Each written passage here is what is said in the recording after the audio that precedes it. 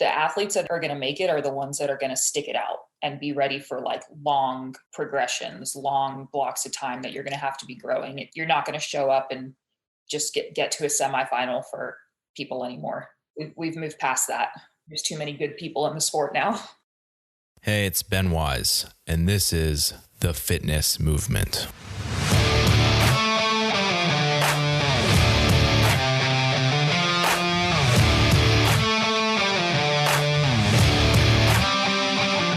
The Fitness Movement is brought to you by Zor Fitness.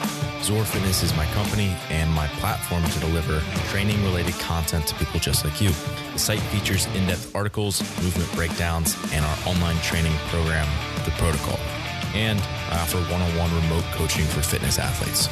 So I hope you check it out. Head over to zorfitness.com. That's ZOAR fitness.com. See you there. Today we got Mia Gianelli on the show, and she's one of the coaches at Training Think Tank. She's been there since 2017, and before that, she actually graduated academia with a degree in exercise physiology, so she knows her stuff. So she spends a lot of her time writing designs and coaching for a bunch of high-level CrossFit athletes, and she also has had some different strength and conditioning programs for field sports athletes, which she did growing up.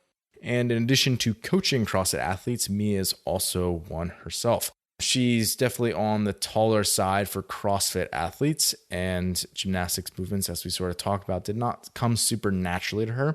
But through consistent, focused, hard work, she has mastered basically all the gymnastics movements that are in CrossFit's testing body. And in the 2021 season, this year, she went and competed at the CrossFit Games as a member of Training Think Tank's team. And really what becomes apparent in this interview is the time and energy that Mia spent working her drills and progressions and honestly battling through some injuries and things, and just pulling apart her own gymnastics movements really has led her to become an invaluable asset to the people that she coaches. She is on Instagram at Mia Gianelli _TTT. Mia is spelled M-I-A. Gianelli is spelled G-I-A-N-E-L-L-I.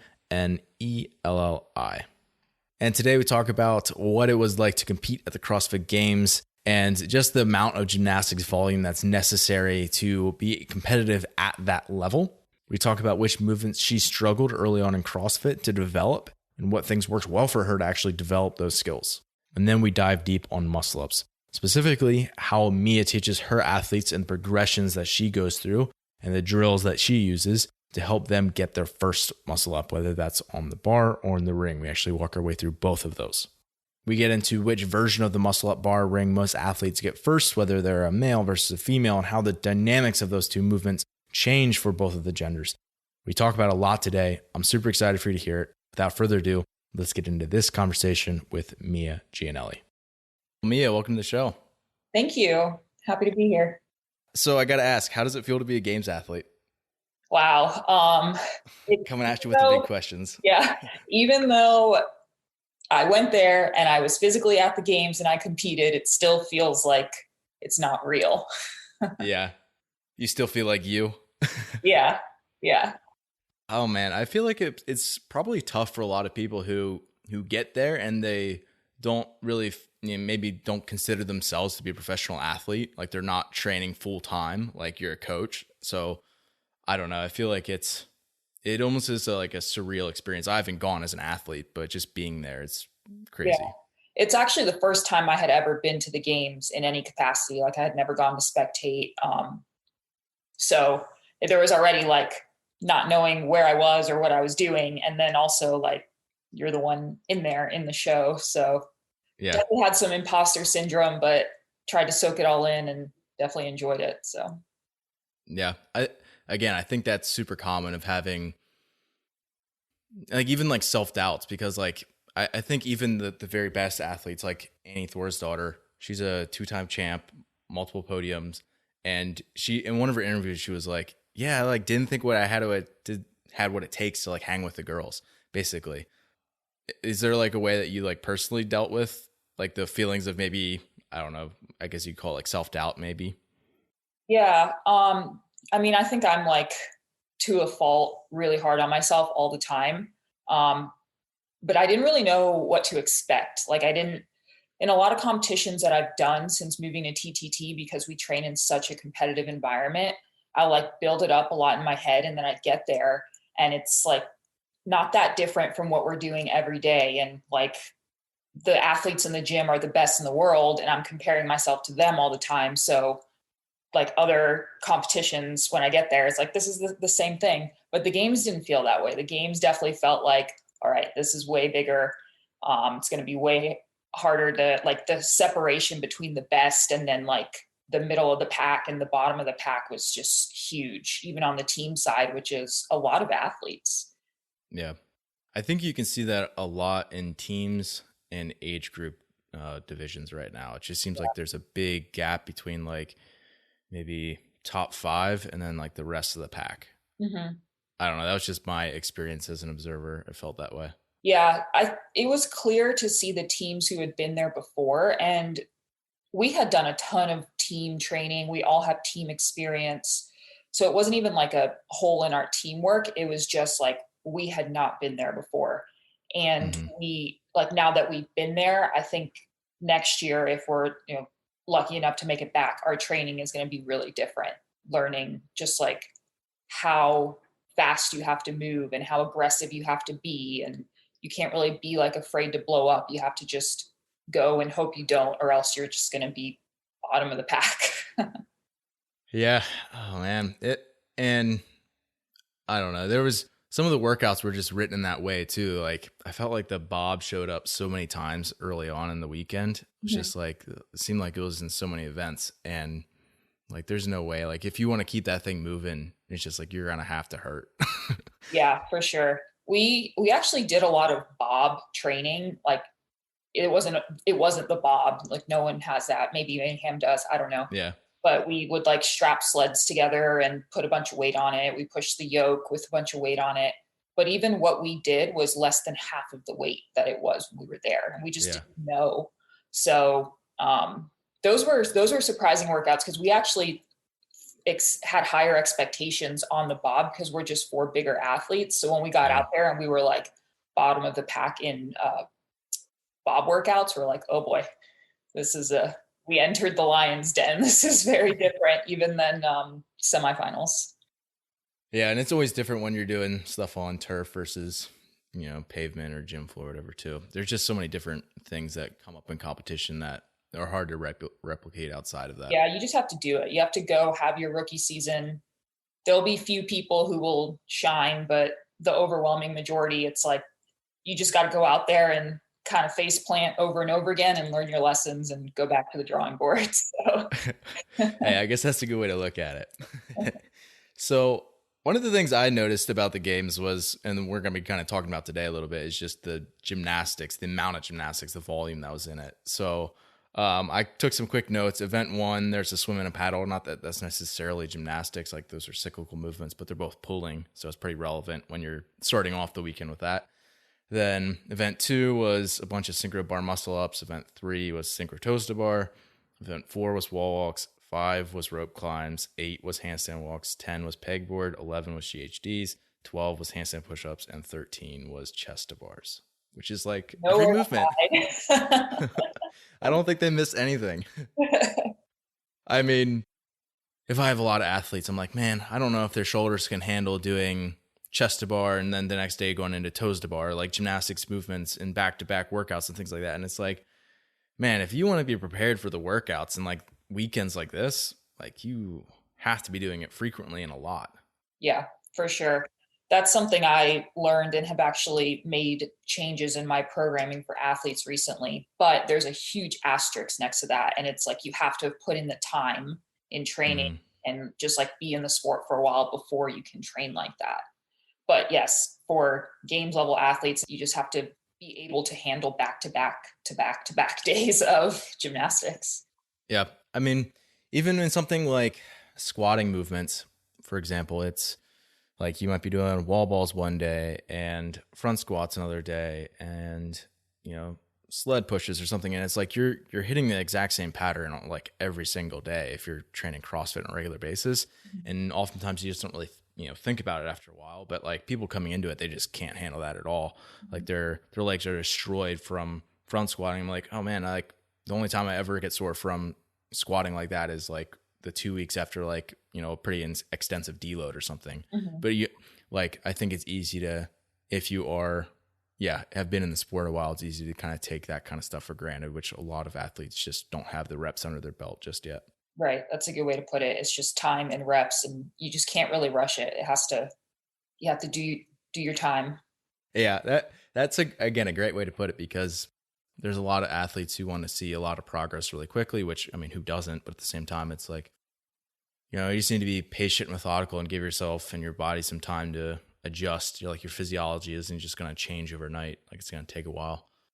Yeah. Something I started telling athletes that I coach, and I was hesitant to say this for a while because I was like, oh, they're probably not going to want to have me as their coach if I deliver this. But I just say it because you just know it's going to take longer than you think it's going to take. This is the reality of it for 99% of athletes. And the issue is we look at that 1% and like, well, they developed in this X amount of time, but it's just not going to happen. I mean, even to think about like, if someone loses a lot of weight really quickly, for example, and this is maybe unrelated to performance, but like, they're looking in the mirror every day. They don't even necessarily see a big change. But, if you take a big step back and someone, like, for example, someone comes up to you that they haven't seen you in 6 months and they're like, oh my gosh, you look completely different. Mm-hmm. But like for that athlete, or that person, they don't really feel like they changed a whole lot because they see themselves every day. I feel like that happens all the time in training, where it's like, 3 cycles later, you're like, man, I feel like I'm not really getting any progress. Like I haven't really put much weight on or whatever. And then like, if you look 3 years down the road, you're like a completely different athlete than you were back then. Right. And having yourself and maybe having a coach work with you and kind of zoom out and see the big picture more often is maybe helpful. Right. And I think as the sport is maturing, this probably wasn't the case back in like 2009 to 2012, which I think still too many people compare themselves to, is the athletes that are going to make it are the ones that are going to stick it out and be ready for like long progressions, long blocks of time that you're going to have to be growing. You're not going to show up and just get to a semifinal for people anymore. We've moved past that. There's too many good people in the sport now. Totally. There's basically no one out there who can be good at every single element of the sport, which is like you get exposed one time and even a qualifier of some kind and you're not going through. Yeah, it just takes a more mature athlete, which I'm all for. Like, people can put in their time and then they'll be rewarded in the long run. Yeah, for sure. It's good life lessons. Yeah. Okay, so I want to get into kind of your history with different gymnastics movements a little bit. And, it doesn't have to be super in depth, but just sort of like, I'm maybe paraphrasing something that I've heard you say before, but, some of the gymnastics movements didn't maybe come as naturally to you. Mm-hmm. That's an understatement right there. That's a nice way to put it. But let's say that it didn't come as naturally, and basically you had to put more work into learning it. And oftentimes people who actually have to put work into learning things are much better at teaching those things to other people, which I think will probably be, if that's your case, then I think you can probably have a lot of, helpful lessons and, takeaways for people who are listening for developing their gymnastics movements. So were there any in particular, just ones that are commonly tested in CrossFit, that came really slowly to you in particular? Oh, every single one of them. I mean, I would say the least complex ones came quicker, like toe star or muscle up, but there was nothing where I just like could do it aside from double unders, which probably don't count here. Just to give context, I started CrossFit in 2000, like end of 2012. And I'm 5'10", and right now I weigh like between like 170-ish. And back then I was like 140 to 145. So I was way, way smaller. I was a stick. I grew up playing soccer and running track. So I was like, I came in and I was good at like endurance stuff, the ergs, anything where I didn't have to use my upper body. Like, I don't think I did a push-up before CrossFit ever. I took weight training in high school, and I did 5 sets of 5 back squat every single day. I never did a bench press. I couldn't dream of doing a pull up. Like, I came into the sport with none of that. So no, none of them came easily or quickly. So like, if we just start you, so like you didn't have a strict pull up when you got into CrossFit. How long did just that process take? Probably almost 2 years. So I kind of had a weird intro. I started CrossFit and then I did the 2013 Open, and that was my first time doing it. And I was already like super into it. Like I want to be good at this. I was all in. And my 1RM snatch was 95 pounds at that time. And the first workout was the burpees to target and the snatch ladder. It was like the 2012 snatch ladder, but with burpees. And I made it to the 100-pound bar, like close to the end. And I snatched it and PR'd, but I dislocated my shoulder doing it. It just like came out of socket. I don't know why, it just did. And so I had to go through like a year-long process of, I rehabbed it. The first doctor that I spoke to told me not to get surgery. So I just went through like a year or a rehab process and got back into it. It dislocated again, like at a like load. So I ended up having surgery and had my labrum reconstructed. So it wasn't until like 2015 that I was able to like be focused on competitive CrossFit again. So during that time, that probably helped me a lot looking back in developing strict skills or strict pulling. Not that I'm great at that now, but just like getting a strict pull up and holding a handstand, because that's like, I just had to take a really slow development to it because my shoulders like rejected CrossFit at first. Yeah. You're like, you couldn't do kipping, so your option was to get better at strict movements. Right. Yeah. But it did take me a while. I would say like, if you include that process, about 2 years. But if you look from like past this surgery, probably about a year. That makes sense. For context now, you can handstand walk, you can do muscle ups, you can do all the movements. So eventually you did get there. Yes. Let's keep going on. Was there any like, besides maybe just running with certain progressions, was there anything specifically that like looking back, you feel like really helped you specifically as an athlete getting to, let's stick with maybe like toes to bar, chest to bar, muscle ups for now. Was there anything that really helped with those? So when I first started, I really did a lot of like ramming my head into the wall, honestly, with those movements. I wasn't coached, and like I went to CrossFit gyms and there were coaches around, but I wasn't coached like how TTT coaches athletes until I moved here, which was in 2017. So before that, I went through like the process of just like trying to figure it out on my own.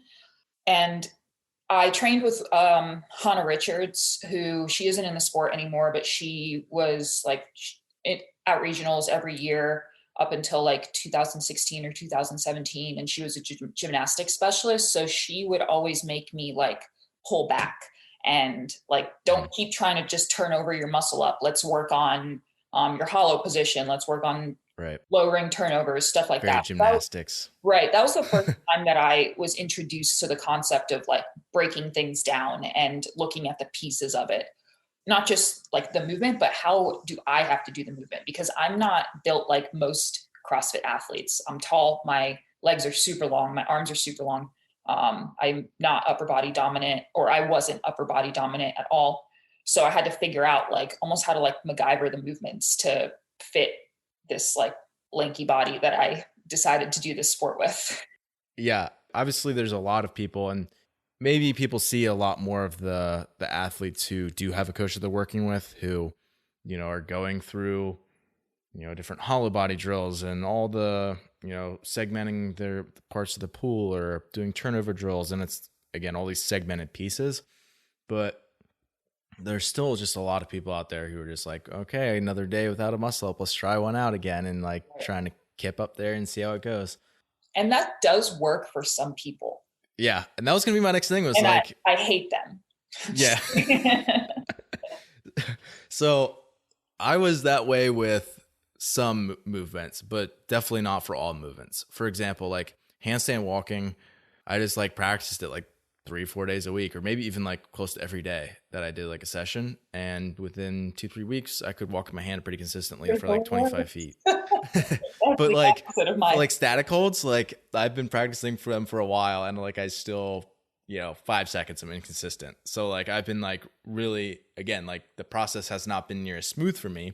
So now I'm trying to like figure out, okay, I can't just kick up and practice. I mean, I can, but it needs to be more than that, because that's not enough for me to really feel the movement. So yeah, I think segmenting can certainly be helpful. Do you feel like some of like the body line drills, like maybe like beat kips and things, did you find those really to have a high level of transfer to movements, or was it more like building the structure so that you could actually maybe have the pulling strength or the core strength to be able to do it? I think all of those things definitely play a role. For me, I needed to learn body awareness and like understanding what I was actually doing versus what I felt like I was doing. And I see that in a lot of athletes, particularly female athletes that I work with that don't have any gymnastics or swimming background. For some reason, swimmers, well, because they use their upper body a lot, tend to pick it up a little easier. What we're actually doing isn't what we think we're doing. And that process for me was, that's what those movements helped with the most, is like understanding that in order to get into a hollow on the bar, I have to push into the bar. And like, if I'm doing something wrong, how do I correct it? Like what's the solution in the moment? And that was a really long process for me. And it's still something that I'm developing in some movements, but I'd say in most of them now, I've gotten to the point where I can feel when I'm doing something wrong. And that was like a huge milestone to get over, to change from like, all right, I can do this movement, but now I'm tired and I'm kind of flailing and I don't know why I'm flailing. Therefore, I'm always going to resort to singles in a bar muscle up workout because I have to get through it fast somehow. But now I know, hey, if I'm starting to turn over really low, it's because I'm not pushing away from the bar at the top. So I can make that adjustment within workouts. And that's been like the next step for me. And a step that I look for in athletes developing when I'm like, okay, you're ready to really challenge these under fatigue, and we don't have to spend as much time doing the skill work. Like it's about getting the skill, but it's about understanding what you're doing in the skill, I think, even more so. Yeah. I think you brought up a really good point, which is like not every rep that you do in a set of 15, let's just say like toes to bar or something, every one of those reps feels a little bit different for the most part. And like people watching maybe, I don't know, some high level elite individual athlete right now probably think like every single one of those reps look the same. And from like an outsider, they like totally do. But like for that athlete, like they're either readjusting their grip on some reps, or they felt like I'm a little forward on that one, or I pulled a little early. And that there's like all these little micro adjustments that they're going through rep over rep, which again, the outsider can't notice, but for that athlete, they're constantly kind of recalibrating as they're going through the movement. I don't know. It's definitely a challenging thing to teach. Yeah, for sure. And building that adaptability, it just takes time. Yeah. So reps. Yeah, for sure. So yeah, strap in and get ready if that's what you want.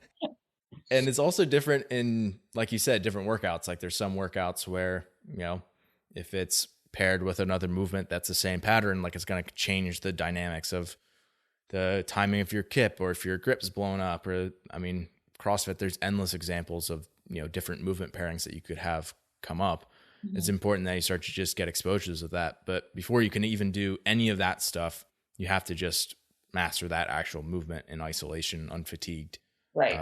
Which is a whole process in and of itself. Yeah. There's definitely layers of building in gymnastics. And I think that's a way that athletes can look at it and give themselves credit for progress as well. Like, I know for me, like I went through years of my max unbroken bar muscle up was like 5.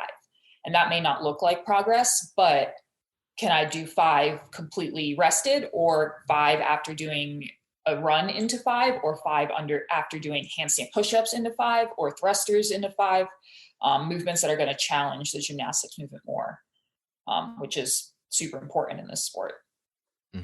progress is not always just like a rep max, which there's plenty of athletes who have a fantastic rep max and they can do, 25 unbroken handstand pushes when they're unfatigued. But like when it comes up in a workout, like they struggle to string like 3s and 5s together. Right. So yeah, I think again, if you're working with a coach who understands that, they can probably help point you at like, we might not be making progress in this specific area of this movement, but hey, look, you're making great progress. If we look at, your Diane time or something, like, yeah, you're able to do it in more fatigue resistant ways, or, you change your technique where you're more efficient or something.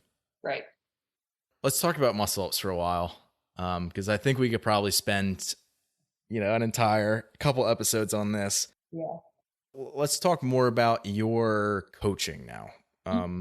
You are a remote coach. I mean, I think you do some probably in-person one-on-one type stuff as well, but a good chunk of your athletes, I'm imagining, are remote, correct? Yeah. Most athletes that I coach are remote. Yeah. So obviously that makes it a challenge where you can't put your hands on an athlete and reposition them and help guide them through an actual muscle up and, spot them and all those things. Is there ways that you really, rely on maybe certain progressions if you have an athlete who's trying to get their first muscle up, or are there specific drills that you really like that you find are useful? Yes.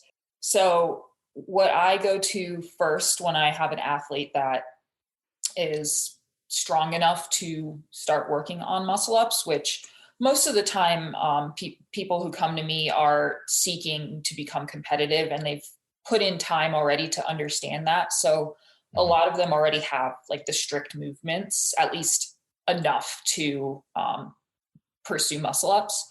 What is that in your mind?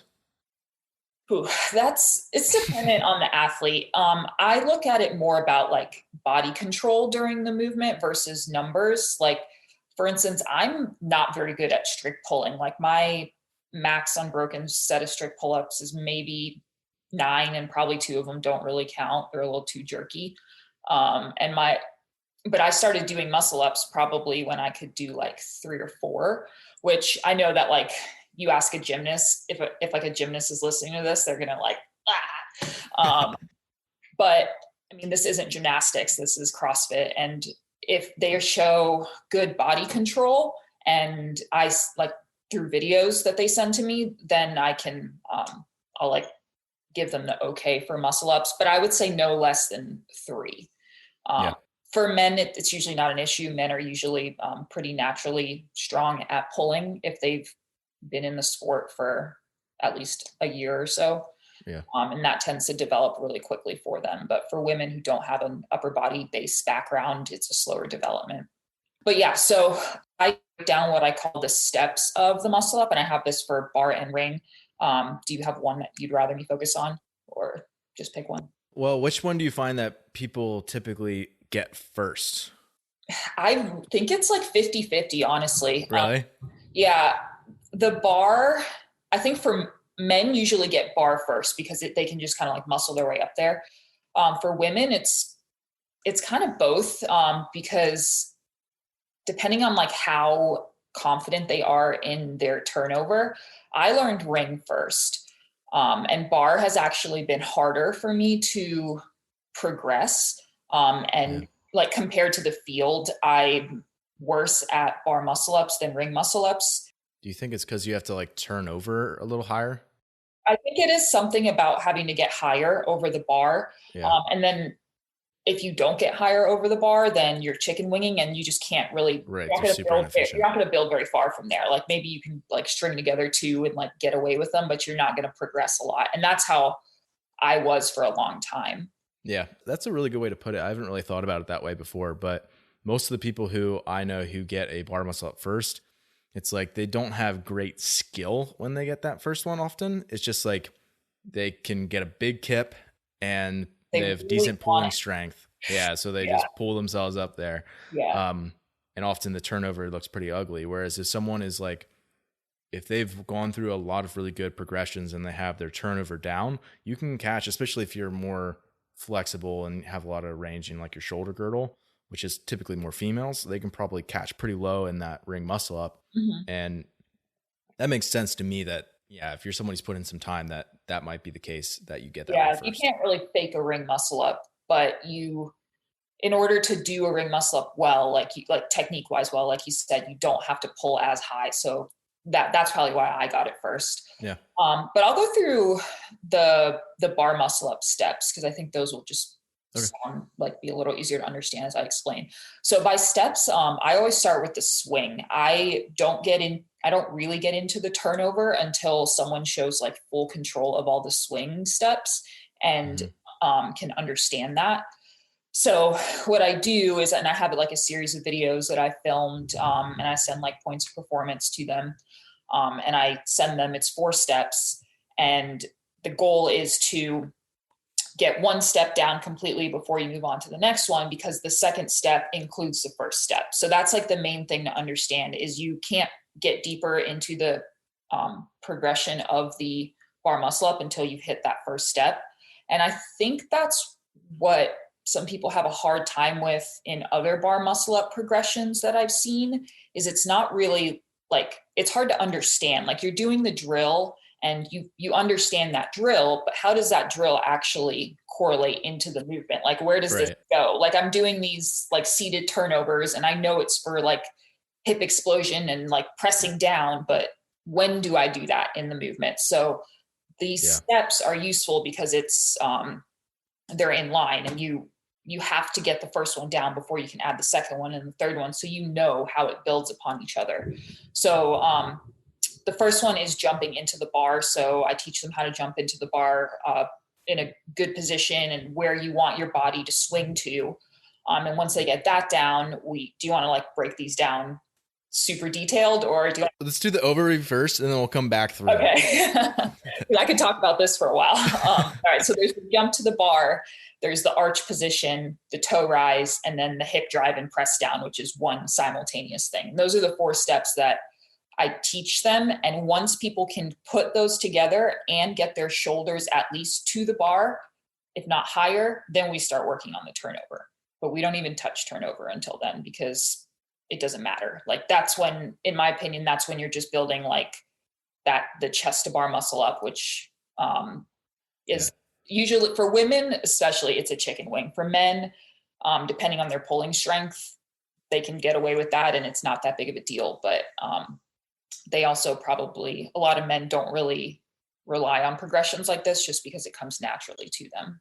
Mm-hmm. Not all men. And especially if like someone's in a decent body fat range and they've been lifting for a while, that's when that scenario is, it makes sense. The thing that I almost spend the most time on for a lot of beginners is the jump up to the bar, which is obviously what you mentioned. Yeah. And as step 1, explain a little bit more why that's important and then what exactly it should look like. Sure. So if you talk to someone who does bar muscle ups, most people will say the first rep is the hardest.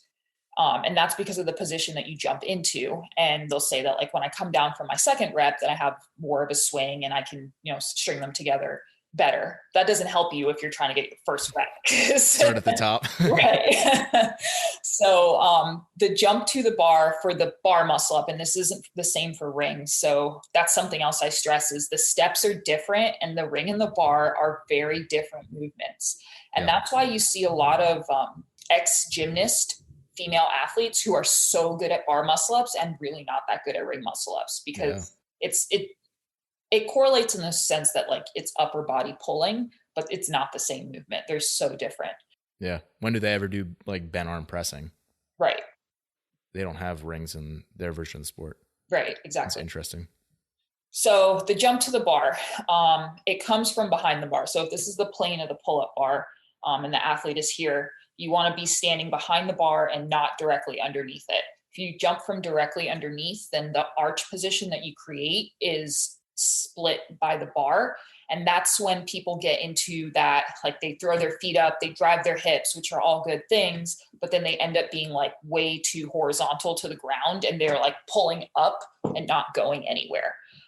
That's because your arch position is underneath the bar. So you want to be back from the bar between like, really the further the better to a certain extent. Like you don't need like a running start.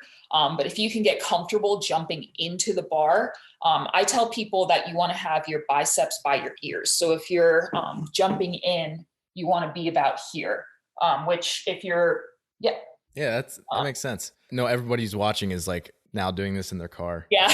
Or listening is doing it in their car. Right. But if you do that looking at the bar, it's probably going to feel a little weird because you're underneath and you're like up. Right. It's going to be a very different position. So you're jumping into it's like an L. I call it a pike, but it's like an L position. And this is your arm. And then this are your legs. So upper body is like sort of in one line from like hip to wrist. Right. And then, L at the waist down to the foot. Right. And it's kind of funky to figure out because you're almost like jumping forward, but your butt is jumping backwards, but your feet are going forward. So it's really funny when I try to like show people on the ground because it's like a awkward little star jump. But once you figure it out, you jump to the bar in that position, and then the bar is here. And then what I have people do is just hold the position and let their momentum come forward and don't change your body line at all. Just jump to the bar and swing. And what you want is to hold that pike position until your hips clear the bar or are at least like even with the plane of the bar. And that's what I call jump to pike. And also I want to say that all of these things that I'm saying, I have stolen from other people. Like I have pieced from different. Oh yeah, nothing we're saying is new. I don't want to like act like I've created this all out of thin air. Like it's been a lot of trial and error, and I've gone through a lot of different people's programs. Like I said, Hannah helped me a lot. I've had gymnasts analyze my videos, and I've like taken pieces of all of those things and put them together. So I am not the original creator of all of these things. So next, the person jumps up, they're in the L, feet are underneath the bar. Then what? So that's the jump to the pike. And once you do that, you're going to open up into a tight and patient arch. Patient comes from allowing yourself to, remember, this is behind the bar, this is in front, to swing forward before you arch. What a lot of people do is they just jump up and arch right away. And that's what I talked about a few minutes ago, where you just end up horizontally thrusting up at the bar. Right. So for people listening, going through the plane of the bar, swinging forward before you let your hip open up and pull yourself into arch. Right. Basically before you exit that pike position. So you're still in the pike position, you come forward of the bar, that's patient, and then you open up into the arch. Ideally, if this is the plane of the pull-up bar, your feet are still in front of it, not behind it. That's like best case scenario. I don't know if I even do that when I'm under fatigue, but if you watch people who are really good at bar muscle ups, then they do that. They're keeping everything from their shoulders all the way down really tight and connected. And you are in an arch position, but it's not like a big old scorpion. I try to think of it as like the meat of my arch is actually from my shoulders. And I just want my shoulders, when I swing all the way forward, to be as open as they possibly can. And that's where most of my arching is coming from. And then everything else down is just like tight and connected. Yeah. You see some, well, again, more female athletes who do it, and they're in this really big arch position because they have like just less tension, I guess. And they're probably more flexible. So they have to like get deeper into their arch to be able to get a good stretch reflex basically out of the bottom of their muscle up. Whereas like some people who don't have great overhead mobility, like me, like, it's like some arch, it's definitely there, but it's like not nearly as significant. And that way it's like much more upper body dominant. Yeah. It's funny you say that, because the people that hit that position the best are the people that have really tight shoulders, because they have no other option. Like they just have to be in that, like, I want to say it's not a straight line, but it almost is a straight line in front of the bar. But that is a really good position to be in, because you have so much tension and you've opened your shoulder up all the way, or as all the way as you can. And you're just like ready to like bring that power into the next step. Right. So another thing that I think people have a ton of issues with is learning how to get the timing of like that hip pop shoulder closing action together at the same time to really kind of accelerate them through that middle portion. Because a lot of people, they have the pulling strength, like they can do 5-7 plus pull-ups, but when it comes down to generating a lot of speed through the middle of the movement, it like falls apart. So that's step 4. And in order to get there, you got to get ahead of myself. That's okay. No, but that's good because this third position is where a lot of people skip it. And then once you have muscle ups, and I still am very guilty of doing this, I skip it when I get tired. And that's when I start turning over super low. So it's the toe rise. So I tell people that a bar muscle up kip is more like or it should be more like a toes to bar than a chest to bar, in the sense that so you've opened up into that arch position. And now what you want to do, your arms are still completely straight, is you want to lift your feet up. And I tell people to spot them. So you can either do it like into a wall and just like draw a line on the wall and actually see your feet go that high, or you can just, pick something in front of you that your feet rise to, or you can just look and wait until you actually see your feet rise. Yeah. And it should feel like a 3/4 toes to bar almost. But because of all of the momentum that you've built forward into the arch, that position is like starting to help you rise already. So that's step 3. And then we get into what you talked about, which is the press down and the hip drive. Right. And I agree. That's the hardest part, I think, muscularly to get. And it just takes time. Like on the side of all this, you want to be continuing to build your pulling strength and your lat strength. But like you said, even if you have really good pulling strength, if you don't understand how to translate that into like the press down on the bar, then it's going to be really hard to turn over. So your feet are up. And then from there, what you want to do is drive your hips, so squeeze your butt and press down on the bar at the same time, keeping your arms as straight as possible. It's hard for a lot of people, including myself, to do like a straight arm turnover. And I don't think you necessarily need to focus solely on that. But if you are trying to keep your arms straight, that's going to help you get higher. So that's the 4th step. And I have people go through those and repeat them and do them week after week after week until their shoulders are higher than the bar and they're controlling every step. And that's a sign for me that, all right, let's start working on turnovers. When people aren't focused on getting a turnover, I feel like they generate so much more. Like it seems like it would be the opposite way. Like if you're really trying to get a muscle up, that you're going to generate more speed and more height, but that's actually not what happens at all. Like people start to focus on turning over and then they don't finish the really hard hip drive press down that you're talking about.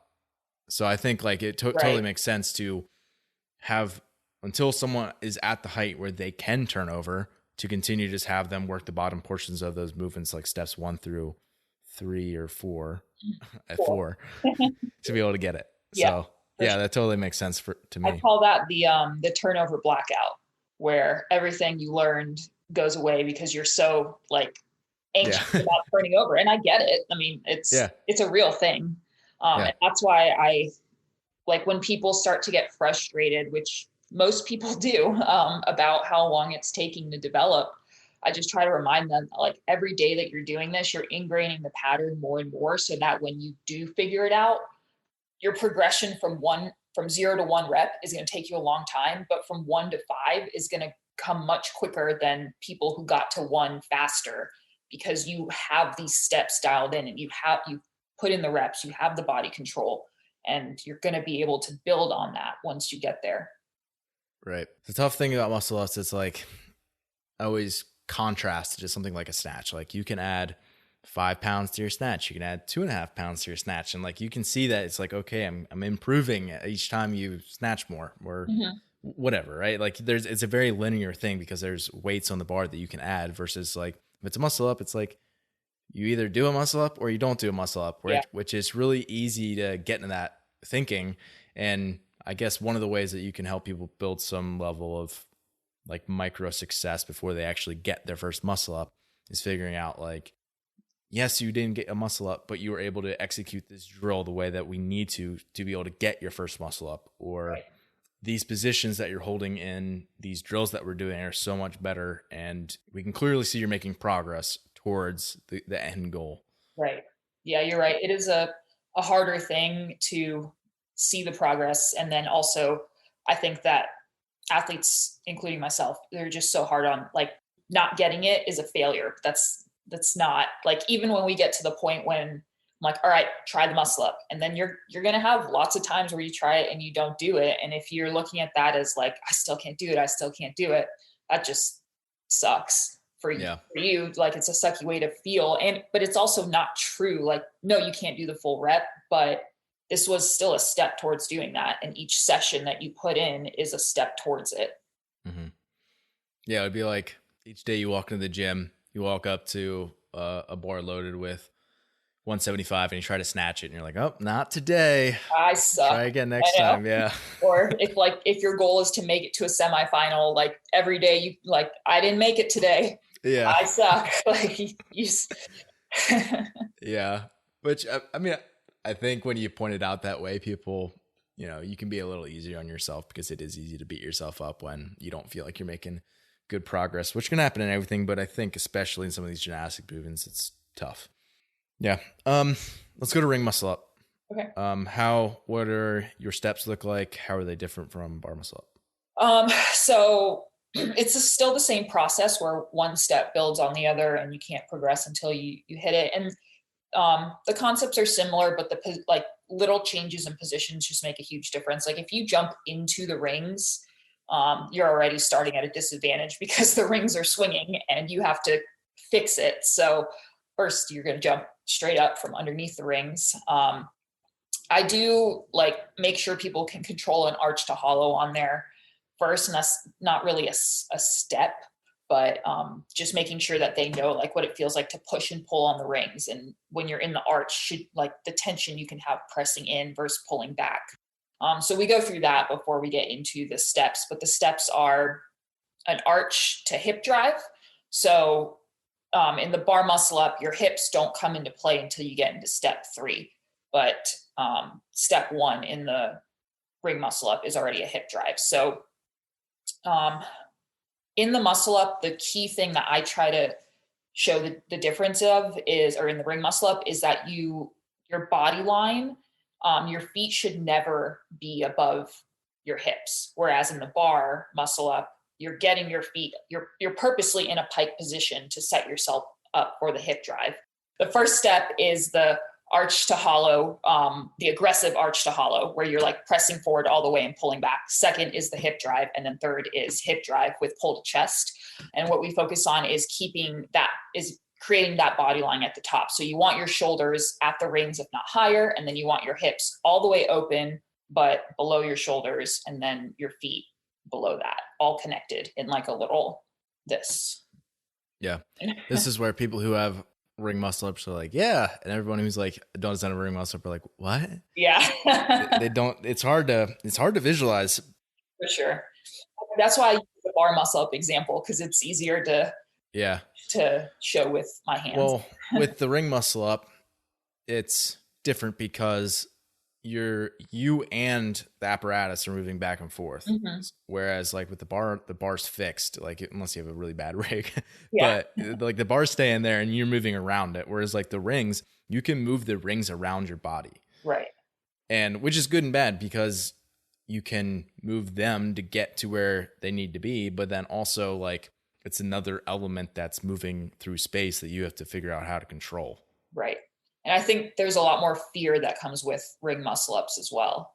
People will shorten, you have to commit more to the turnover on the rings, and there's more risk because the rings aren't going to catch you unless you are stable with them. So have you ever fell through one of those? Like, I couldn't even tell you how many times.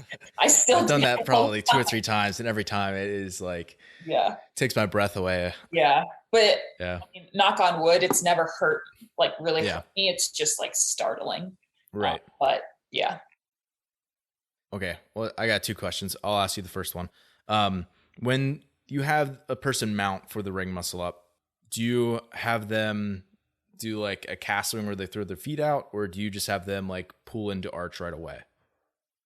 I have them lift their feet up and then swing into an arch, especially if it's someone who If it's someone who's a really strong puller and just doesn't know how to do a ring muscle up yet, I kind of just let them do it and see what they do naturally. But if it's someone who's going to need all of the kip that they can get, getting your feet up and then swinging back into the arch is going to help you open up into a bigger arch, which I think is where a lot of your power can come from if you can stay tight in that position and get really long. Right.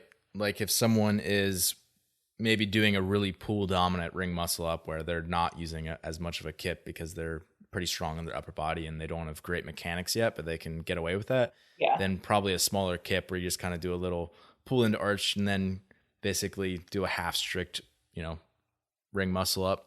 Yeah. Probably works for some guys, but probably not as much for females. Like as least complicated as we can when we're trying to just like figure it out. And then, I mean, getting your first muscle up is just one step. And then you're going to have a long development of cleaning up the efficiency and how to maybe you do them differently paired with different movements. Plenty of high level athletes do that.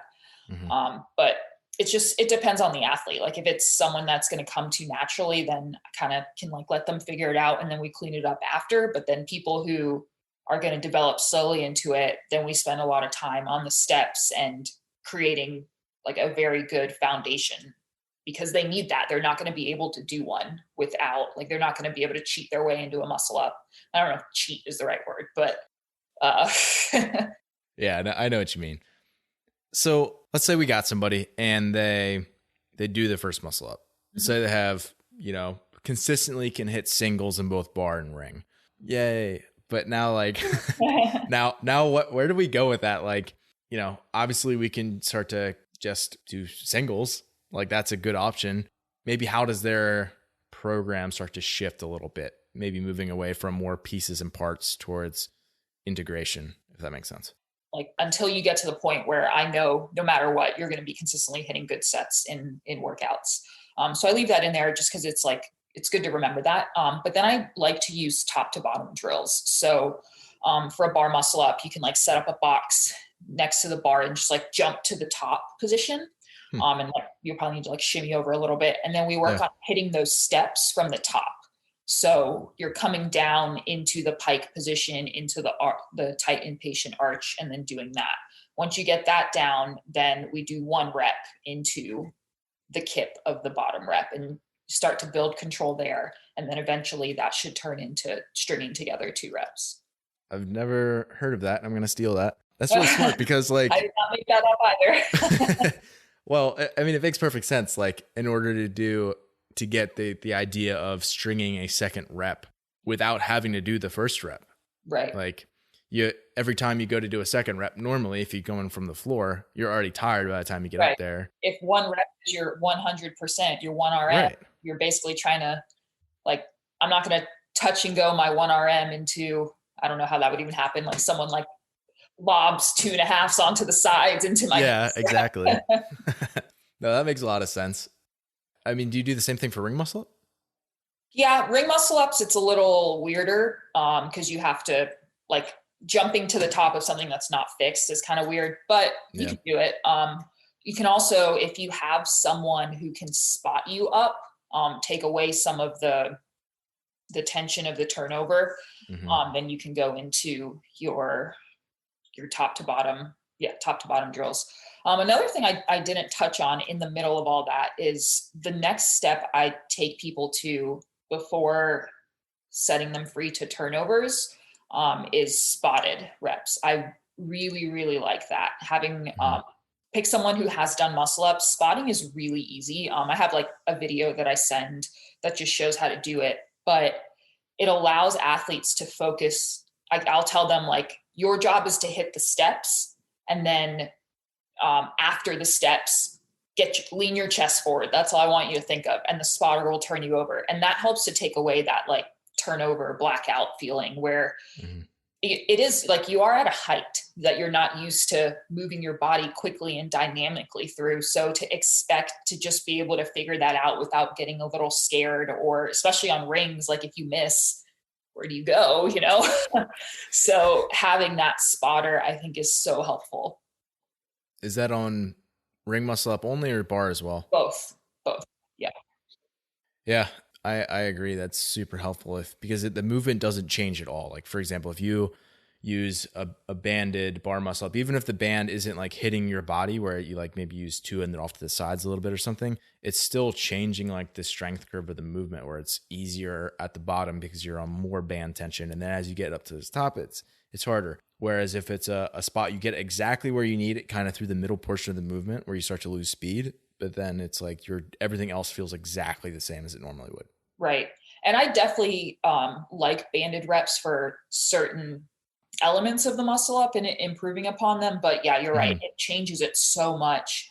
One, it's hard to actually jump into the right position with a band. So you're already changing things. And two, you have something to push down on with your feet and gives you like a spring reaction. So it gives you like a false amount of lift that you're not going to actually have. Right. But it is useful for some things, like if someone's afraid of turning over, like, well, let's just do a bunch of banded reps and like just get used to the feeling of what it's like to turn over.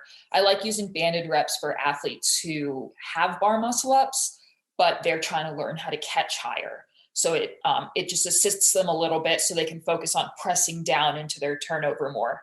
But for developing into the first rep, I think it just gives a little bit of a false sense of like what it doesn't actually feel that way. And then if you try to do banded ring muscle ups, you're just going to like fling them into your face or something. Yeah, it's definitely more challenging on the rings, especially for, I mean, you can figure it out for strict, but for kipping, it's a mess. Yeah. Yeah. It's funny how, we kind of come up with all these different funky little drills that end up working pretty well if you put them together in the right way, but it's still a matter of piecing them together.